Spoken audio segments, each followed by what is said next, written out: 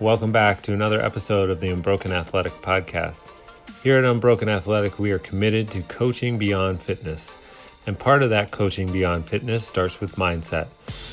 So in these podcasts, we discuss things that you can do in your life today that can help you on your way to being successful in the gym, in your life, and in your business.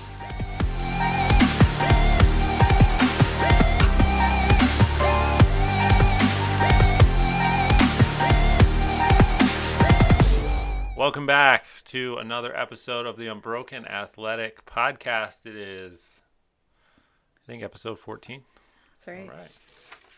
All right. So, Thanksgiving kind of put us in a loophole, and we slacked off on all media stuff. So, this year, I'm going to keep posting. And here's to another 14 more podcasts every week. Not every week. Yeah, podcasts every week. Oh, I thought you meant 14 in a week. In a week? No. Okay. I'm good, but I'm not that good. So, this week we're going to talk about the fight or flight syndrome. Oh, that's good. So, not only the chemical response, but everything else that is associated with it. Let's give it, 25 minutes? Yeah, that's good. In 3, 2, 1, go. So, fight or flight, what does that mean to you? Well, to me, I think on its basic level, it's like, hey, am I going to fight through this and see it through to the end? Or I'm going to flight and leave and go find something else to distract myself from this uncomfortable process that I'm going through right now. And I think in kids, it's so easy to see, right? Like in kids, you see like a 2-year-old and it doesn't even matter. Like if something upsets them about anything, right? Try to teach a 2-year-old something. Then they're going to scream, throw things, run away, go do something else, whatever. They're not going to sit there and try to figure it out. You know what I mean? They just don't have that capacity. So it's kind of built into who we are. And I guess when we were cavemen and women, it was probably useful, to have that adrenaline and that stress responders and all that. So there's science also correlated to this. But I think in adults, it's so tricky. Like we're so good at disguising it and we're so good at coming up with these creative reasons, also known as excuses, about why we stop doing something or pursuing a goal or sticking with something. So that's kind of what it means to me. What does it mean to you, or what? I'm all science on that is one. It? Yeah. Okay, the go. chemical responses and how your body reacts to certain things. Yeah. I also read somewhere where there's a third fight, flight, or freeze. So there's a third part to it. Oh, yeah, that's good. Which I didn't write in the article that we posted up on the website just because I kind of wanted to talk through that freeze portion a lot more because I think there's a lot of us that get stuck in a holding pattern, so to speak. And the problem is that holding pattern, there's only a certain amount of fuel before you have to land. And then you just end up making a hasty choice. Yeah, that's really good. So instead of making that fight or flight, we get in that freeze pattern or that standby. But fight or flight for me really is just the chemical response, how it applies to training and kind of, and I know it does has a lot to do with kind of your decision making and stuff like that. But I feel like if you prepare well enough, you can help avoid some of that fight or flight, which is also going to I think lead to others outside of fight and flight, like cortisol levels and training regimen and recovery process and stuff like that. I think that the fight or flight is, on average, a self-induced situation, right? If that makes any sense. I think there's certain occasions where it will kind of like spur of the moment, uncontrolled circumstances where it's like, the guy cuts you off driving down the road.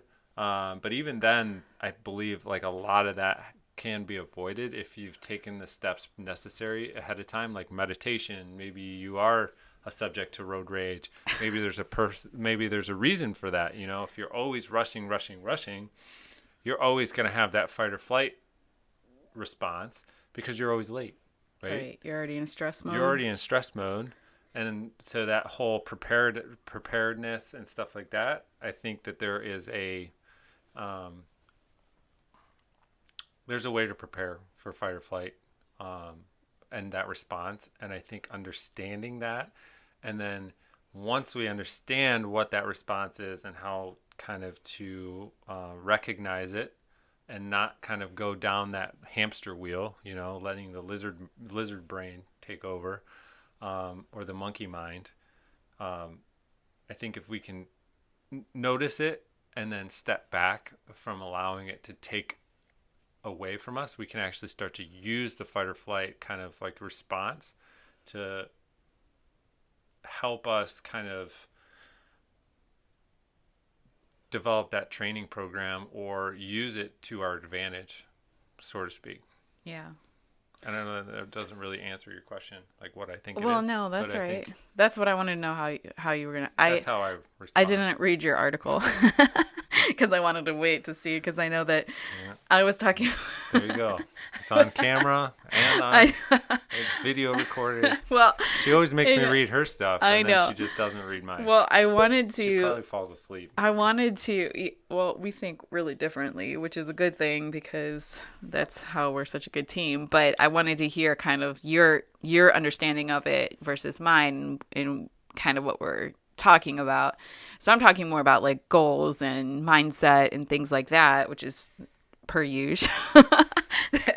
And then you're talking about like the scientific hard facts of like, how can we make take this and use it to make us squat more or whatever. Like you're looking at for the task oriented stuff, and I'm like the feelings and the ideas around it. Yeah, I don't think fight or flight will make you squat more. I know, but I just said you that. You can use it as a training stimulus, just like you use caffeine as a stimulus, just like you use your, you know, counting macros as like a recovery and a stimulus. Yeah.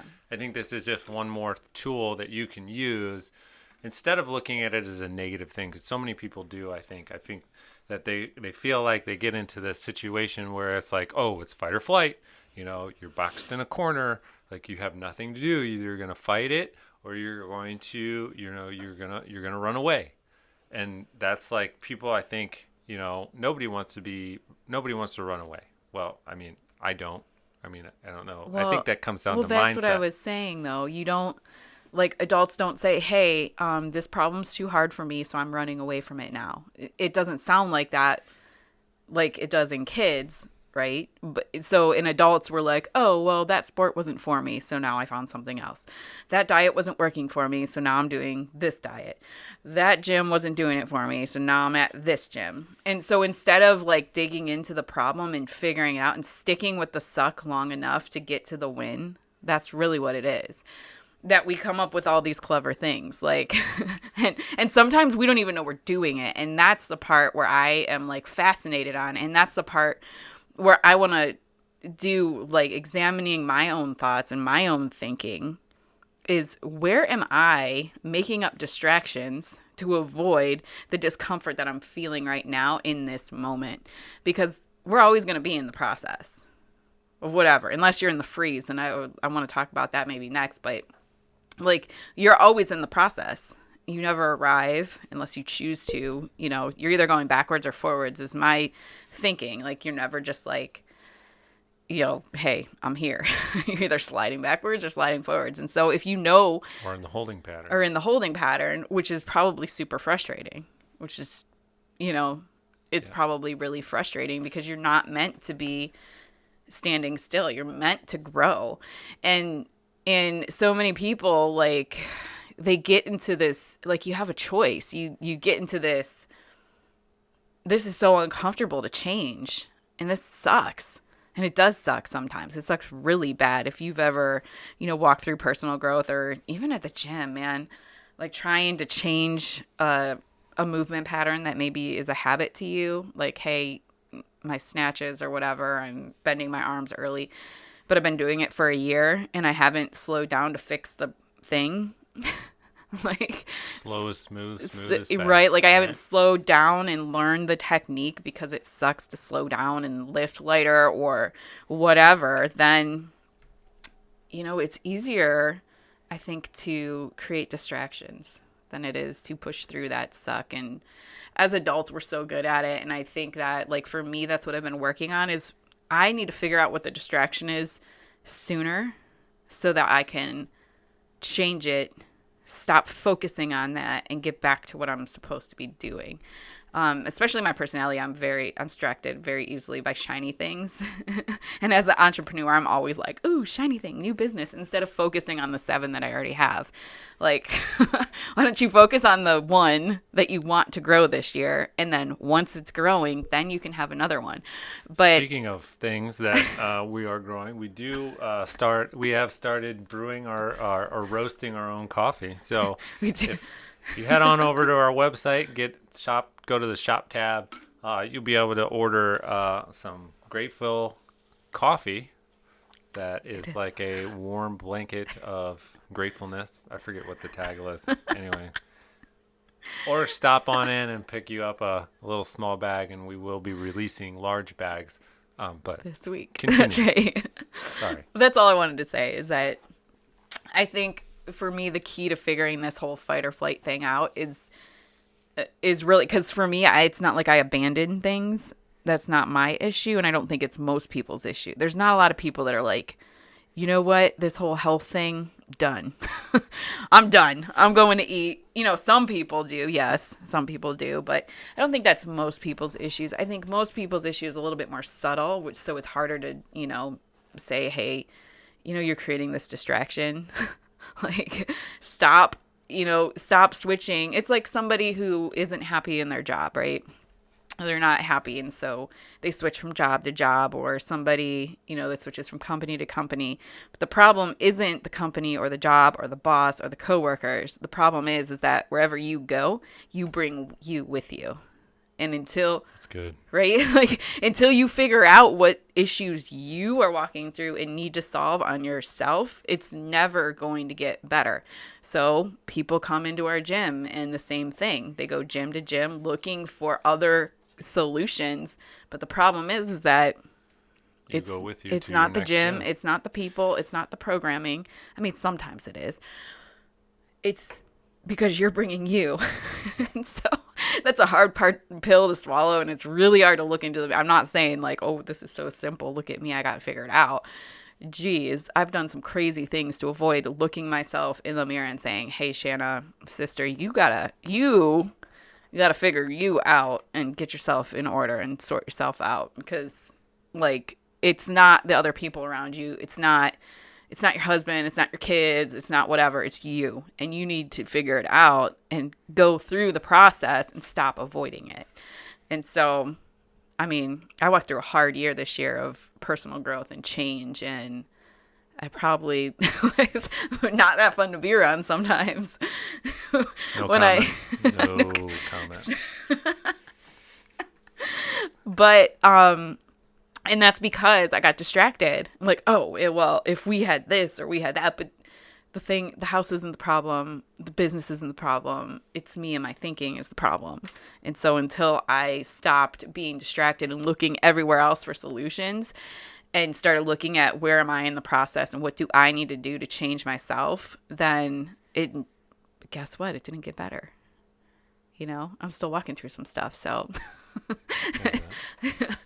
And I hope I never stop walking through stuff. I hope I never stop growing. I hope I'm growing on my deathbed. I hope that I'm reading books. I hope that I'm asking myself these tough questions, and I hope that I'm growing, because I mean, I can't even imagine just coasting or being that freeze pattern, Holding pattern. right? Like, And I think I had so many good things tag on to your stuff, but I forgot them.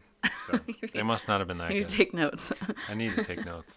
I think it comes down to, so getting back on kind of track with the whole fight or flight thing, and then we'll make that transition into that freeze pattern. I think too many people get stuck by not identifying the fight or flight. And so by not identifying it, it's you make these automatic responses based on previous decisions. And so if your previous decision was, well, I'll just do this because I've done it before and that's what I'm always going to do, you don't ever really recognize what you're doing because it just slips away because it's an automated response. I think it goes down, I think it goes hand in hand with that movie Click. That's when you hit the fast forward button and that had the auto program feature. I think the same thing happens. We're just not aware of this auto program that kicks in, okay, because it's become so ingrained in everything that we do. And then until you identify kind of that pattern and make a conscious decision to change that, because it's not good for you, it's not good for your loved ones, and it's not good for the people that are around you, until you make that decision to say, hey, I'm not going to do it that way this time, I'm going to choose a different path. And then, hey, you know what? It's a 50-50 gamble, right? Yeah. You know, it might work, it might not work. But the question is understanding once you go down that other path, not to revert, just based on your previous way of doing things. And so the worst part is knowing that you have an issue, seeking advice, and not taking the advice. As a coach, that is like by far one of the biggest frustrations that we have. I mean, hands down, aside from a couple of other things, but the top three, this would make my top three. Yeah. Is giving people sound advice and them only doing it half effort. Mm-hmm. And that is, I mean, here's the thing. I've been doing this for what? Fitness wise for almost 10 years. Shannon, you've been doing it for almost 20. And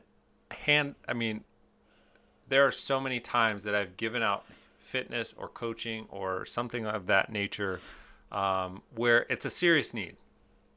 Just one small change. Hey, if you do this, you should get better results. And if not, we'll come back to the drawing board and we'll try something else. Where people will follow it for about 2 days and they'll be like, yeah, that's not working. I almost swore right there. And the client never really gets to the point of actually developing this consistent habit. And that's the hardest thing is if you're coming to a coach or you're going to a fitness facility, if you're paying for a coach, paying for their information, paying for their knowledge, take the knowledge and use it.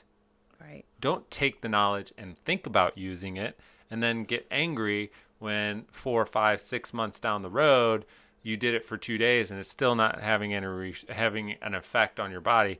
Well, yeah, because you did it for 2 days. It's not going to work. It doesn't work that way. I have not found a way to do the work for you ever. And anything that I've read, there's nothing that says if I do the work for you, you're going to get the result. It's that whole bringing you with you. Maybe it's not the coach. Maybe it's not the nutrition program. Maybe it's none of that. Maybe it has nothing to do with fitness. Maybe the reason why you're in the way you are, being overweight or being out of shape or whatever it is, maybe it's not fitness that's your problem. Yeah. Maybe it's your mental attitude towards food. Maybe it's your eating habit towards food. Maybe it's, something psychological that you have that, a fitness professional cannot provide that kind of information for you. And so that's going down a different path that I think as me and you and being happy, and this is all about a happy conversation, I think we're not going to go down that path. I never said I had to be happy. But the thing is I think, that fight or flight response comes from not only just your thought. I mean, it comes from your thought process, but I think that it's triggered based on your previous experiences with certain things. Yeah. Well, I think fight or flight, though, specifically, we're talking about a trigger that you have in a moment of stress or discomfort. Right. Exactly. So it's not like, hey, I'm just living my life being normal. whatever. It's when you decide that you're going to make a change, then you're going to be discomfort. You're going to be in discomfort, and you're going to be in Challenged. stress. Yeah, you're going to be challenged, and it's going to be stressful. And so you have to look in, and you were hitting on this too, but your thought patterns. And I had a scientific fact. I'm Hey, really excited and proud of myself, so I wanted to share that. But your programming, your mental programming, and your thought patterns and your habits are proven to be set. Like your actual like brain. What's it called? neural The connections. neural connections. Yeah, those are set by the time you are 12 years old. So that's why you see generational thinking and patterns and things like that. And sometimes we don't know that. Sometimes that's like we just don't know that we have these patterns.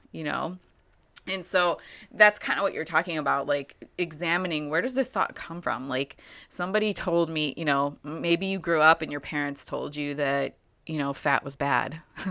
And so you were like, well, I can't Fat-free eat everything. fat free everything, right? And maybe that's where that came from. Or maybe you grew up and you saw your mom dieting all the time. And so you thought that's how, and you may need not even say it out loud, but inside your head, you're thinking it. Or maybe there's all these different things that happens to us before we're 12 years old and our thought patterns. And so it makes sense to me to like examine your thought patterns. Like, what am I thinking right now? Like, where is that thought coming from and who is it from? Like, if it's from my broke uncle, whatever, that told me that, only, I'm trying to think of something, only lucky people get rich, something about wealth, or fitness. Oh, you're going to hurt yourself if you lift heavy weights. Like, who told me that? Where did it come from? And examine where that thought came from, because it may be And what's their past right. experience? And where are they now? Let's look at the fruits of their life. Right? That's my favorite way to judge Boom. if I'm going to take your advice or not. I'm going to look at the fruits of your life. If you're giving me parenting advice and your kids are running around like a bunch of maniacs, I'm sorry, I'm not taking it. I'm not. I'll listen. I will listen and I will be polite, but I am not going to apply it to my life. Okay. So, anyway. So let's take the last 5 minutes to talk about the freeze. Yeah. Okay, so some people are stuck in the deep freeze, and I'm not just talking about the weather in Ohio. I'm talking about the deep freeze holding pattern where nothing changes nor nothing moves. And I think it's like I have to think it's like purgatory for the flight prior to making the flight and not the fight. Yeah. I think people get into that holding pattern for so long that they get so frustrated instead of fighting because they feel like they've been fighting, but they really haven't been making any changes. Right. They made one substantial change in their life and then they sat in this holding pattern forever. They made to change the program. So let's take fitness for example. So let's say somebody got into a fitness program and they decided that this is the different kind of fitness. Take it CrossFit, okay? You've gone from a normal gym to a CrossFit gym. It's still working out. There's nothing different between if you did reps and sets with a personal trainer and moved into a CrossFit facility. The only thing that might have changed is you're surrounded by a lot more people and you didn't have to think as much, right? So you still made a change, but you're still in that holding pattern of I'm going to work out 3 times a week, but I'm not going to change anything else because I don't feel like I need to. But the problem with that thinking is you're still in that holding pattern, and then you get into this you get into this holding pattern of this. Okay, it's eventually going to work. It's going to work. It's going to work. But you really didn't change anything, and then you are like, I'm out. Flight. See you later. I'm going to do 70-mile marathons from now on, right? I'm just going to run until I can't feel my face. I think it would be your legs.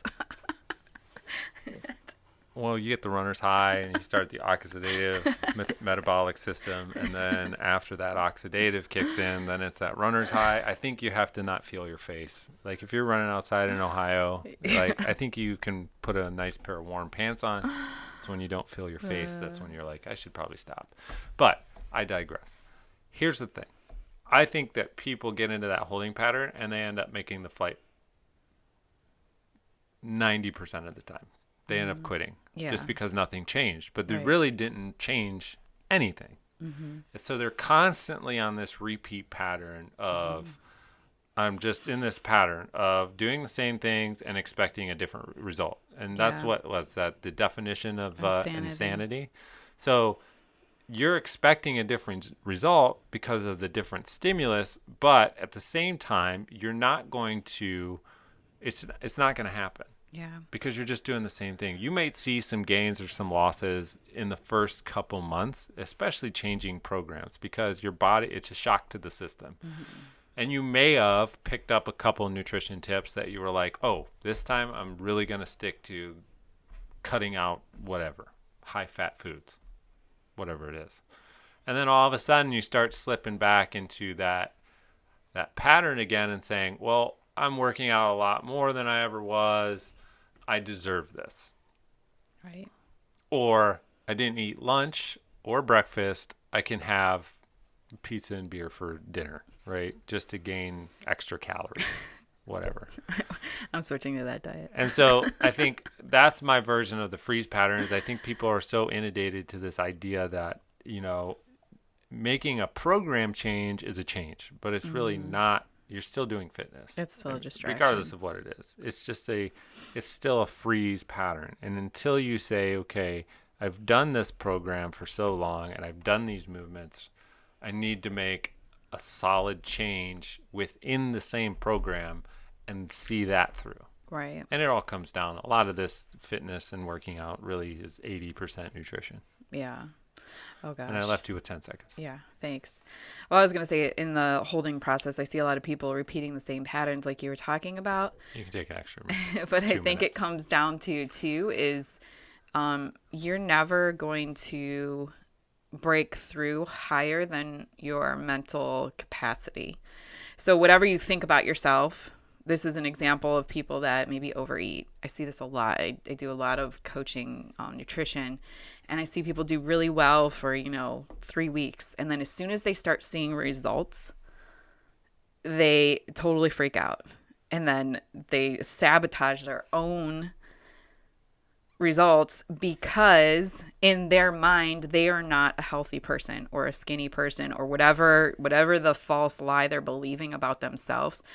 You're always going to rise up to or fall back to the level at which you believe you should be at. So it's kind of like a thermostat in your house.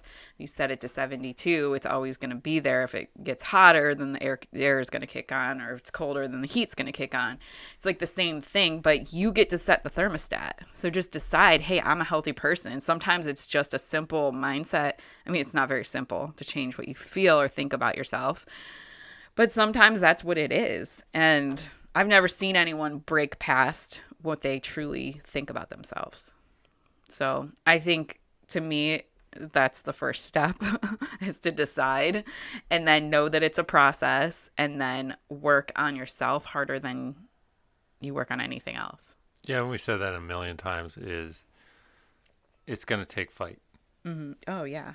Yeah. And that's where the fight or flight, and I'll kind of sum this up and kind of give you some of my thought on that, and is if you're truly trying to avoid certain situations that trigger the fight or flight, I think it starts from development of your mindset, which you talked about, and then it comes down to development of your schedule and understanding that certain things need to fall in place so that you don't get into the fight or flight. And then thirdly is recognizing that you're in a fight or flight kind of scenario. Granted, if somebody's going to hit your car, it's pretty obvious. But when it comes down to simple, ordinary, everyday tasks, the fight or flight syndrome is going to arise, right? Well, even in And the barbell. and even with the barbell. Like, are you going to fight through the pain of 3 more reps, or are you gonna just drop going to it drop it and get a and drink you're of going water? are you going to break and give in, right? It's a And then habit. that's also a habit, and it's a mental thing. And so I think it comes down to recognizing that and then developing a strategy to hold yourself to a certain level. Yeah. And then not creating false flight situations or scenarios like oh, my thumb hurts, and I think it's broken, and I can't do another couple reps. But I think it comes down to a couple of those things, and I think I'm on the fourth one. And the fourth thing is just breaking the holding pattern in your life, regardless of whatever it is. And if it is a new training program and you have been doing things the right way, break the holding pattern. Try something different for yourself. But if you haven't been following like a professional coach's advice, maybe it comes down to getting a professional coach. And maybe it's not a fitness coach, maybe it's a mentor, maybe it's a life coach, maybe it's a business coach, whatever that is. Pay for somebody to help give you a different perspective on your life, on the way that you do things, and then follow the advice. Right. You're paying for it. Right. That's like buying food and throwing it right into the trash. You know? That's what I do with like those bagged salads. Bags. This is not romaine lettuce. All right. Like I buy them and then a week later I throw them away. I knew there was a salad in here. I'm working on it. Oh well, rice and chicken it is. Vegetarians. Silly. That's so funny. All right, guys, we are going to wrap this up. We are 4 minutes over, and so any last or closing last minutes things? No, I think we nailed it. I think once you realize that it's happening, you have the power to change it. And so I think that's the first step, realizing that it's happening and then doing something different instead of just going through the motions and expecting something to change magically. It's not going to happen. Cool. All right, guys. We will hopefully see you next week. Yep. Thanks again for tuning in to another episode of the Unbroken Athletic Podcast. If you enjoyed what you heard today, please give us a shout out on your social media by sharing, and also give us a rating and drop us a comment. Let us know how we're doing. We love to see your comments. And again, if you're ever in the Olmsted Falls area, feel free to stop on by and check us out.